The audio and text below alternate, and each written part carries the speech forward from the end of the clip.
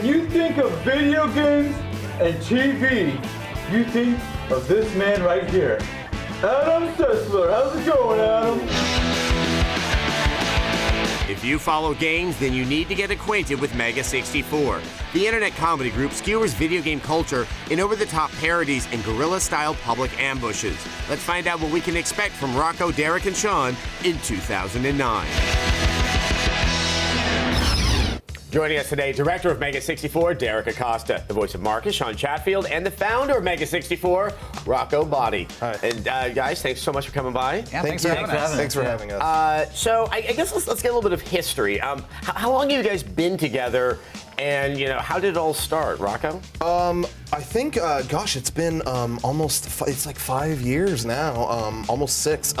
Yeah, we were just out of high school and we were bored.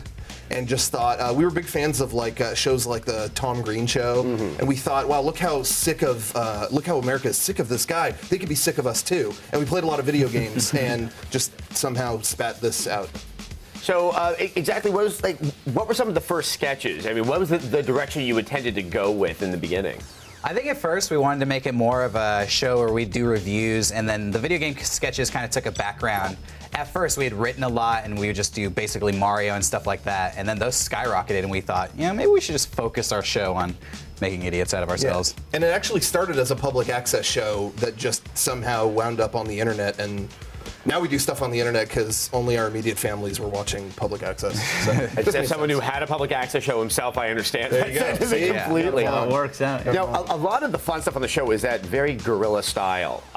How do you come up with the idea, and how do you plan the execution? I mean, is it thought out, or do you just turn on that camera and see what happens? We usually just turn on the camera. Sometimes we kind of get a location in mind and we kind of stake it out and say, okay, there's a building right there, walk around there and I'll be there with the camera and then do whatever we're gonna do. But that's as far as it really goes. It's kind of just all, by the seat of our pants, I guess you could say. Now, how do you sort of pick the people that you're gonna, I don't want to say harass, but the people that you'll incorporate into your piece? I mean, because you never know how they're really gonna react. I think we have a good eye for finding the person who is going to be most annoyed by what we're doing, and we usually just focus on that person. Oh, well, that's good. I mean, has it ever gone so far that you became slightly in danger? Like the guy was gonna take a swing at you? I think that's what Rocco tries to get every time he goes out. No one's hit me yet, and I'm really disappointed. No one has done this.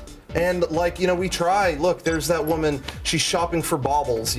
She's not gonna want an assassin from the Crusades touching her back. I still haven't gotten hit. I'm very disappointed. So this is almost kind of like a plea right now to see if you're in the San Diego area.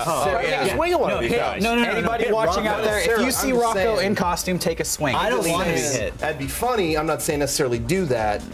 As long as the cameras are rolling. Oh yeah, make Don't sure. penalize as long as me we for my capture it. thoughts.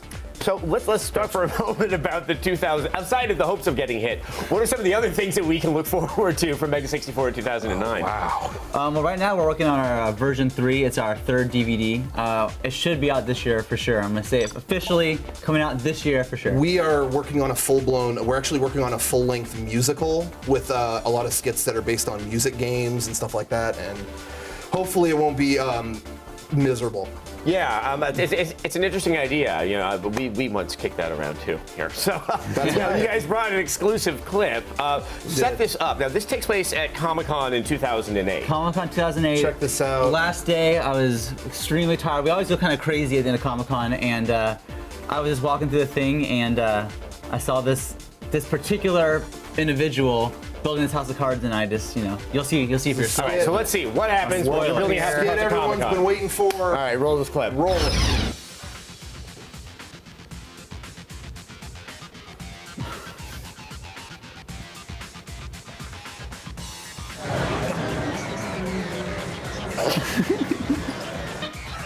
All right. There you go. Wow. That was There an you have it. exclusive, Wow. Short and world sweet. exclusive clip. Thank you. So you just walked up to some kid who'd been working on a house of cards and just knocked it over. Knocked it over. Were you planning that all day? Were you like No. keeping an eye on it until it got big enough? We were working on it was 30 days of where is there going to be the most effective house of cards to be knocked over, and we finally found it at Comic-Con. It was a lot of planning. $60,000. All right, well, I gotta say, I think for 2009 Comic-Con, people might want to think about like heavier building materials. Yeah. Just right. in case you guys are roaming the Because you floor. never know what I'm going to do. We'll knock it all down. Well, thank you for that sneak peek of malicious mischief. And obviously, good luck to you guys for 2009. Now, if you. people want to check out your videos, they just discovered you now. Where can they find you? We're at Mega64.com. We're also on YouTube. If you go to YouTube/Mega64, we're there as well. Awesome. Well, guys, thanks for stopping by. And definitely, if you haven't seen them, check out Mega64. It is very, very funny stuff.